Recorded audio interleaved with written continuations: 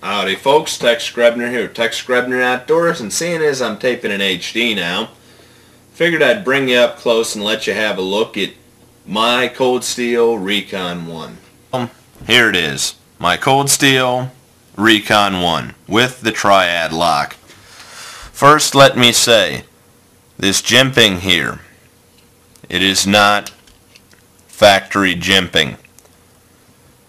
I put this in here with a hacksaw and a file, and it is very sharp. I like it sharp because it means that some of my thumb is staying with it if I slip off. This here is the pin that is the actual strength of the Triad lock. It also has a very deep channel here at the rear of the blade. The strengths of this particular knife lie in not only its blade, but its lock.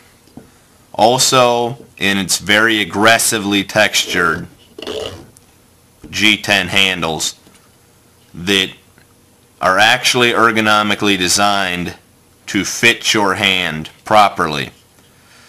This here on the blade is pine resin. Why? Because I use my knives. I was trimming trees and I just whacked the branches off of the pine trees so that later I could mow under them this summer. As you see, I'm missing some finish on my blade. Why is that? Because this is a knife that I use. I'm missing the finish because if I need to get into a can or cut the top off a soda can for a spittoon, I use my knife.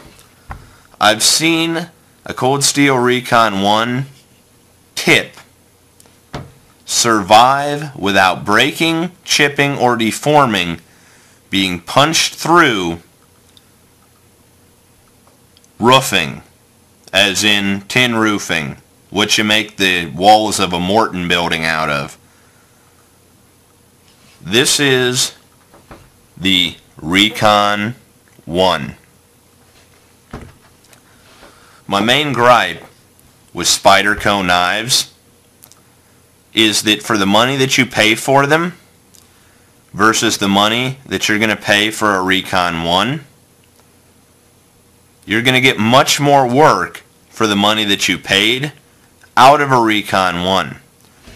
All you have to be is not retarded when it comes to sharpening your knives. The blade steel is AS 8A. The blade is made in Taiwan. I don't have a problem with that. Why do I like AS 8? Plain and simple. It's a very resilient steel. It's soft enough to take a fine edge. It will hold a working edge, and you're not going to have to worry about chipping your blade. My issue with Spyderco knives is this is, as I said, called the Recon 1.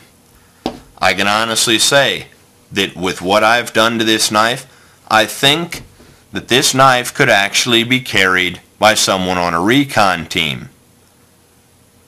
The Spyderco military, the paramilitary, and the police, they're very fancy, possibly expensive knives depending on where you buy them, and they are predominantly weak designs. They have very weak tips. They are made of steels that will hold an edge for a very long time, but they are not working steels. The Cold Steel Recon 1, on the other hand, I have absolute faith in, which is why I recommend it so vehemently. It's going to run you about $65, and I highly doubt that you will ever wear it out or fuck it up.